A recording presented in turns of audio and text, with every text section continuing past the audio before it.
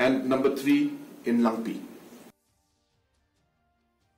Kynhun Myntri ke Jilla Meghalaya mendagasngi kala Mynjur ya ke Meghalaya Mental Health and Social Care Policy but kala long ke Jilla Kabalai Hakeri banwanra ya ke ne ke policy.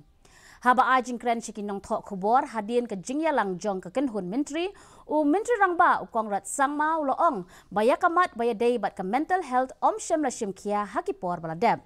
Ula benrap ru ba ke jilla bat ke sorkar kila kentat ya ke nikamat bat ke sngo ba ke donkam ban wanra da ke rukom trekam ke batikna.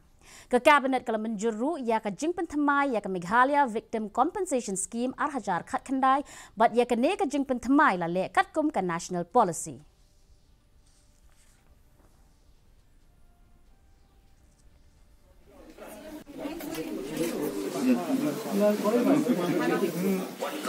Mental health issues are usually neglected, and hence comprehensive policy was required to address this issue. I am happy to tell you that we are the 3rd state in the country to have come out with this policy. Amendment of the Meghalaya Victim Compensation Scheme 2019, and there were certain amendments to be made as per the national policy. In terms of different aspects to be added to it, and different levels of compensation was increased.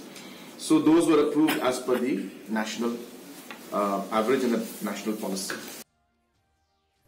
La penlong ya ke state level meeting mentagasngi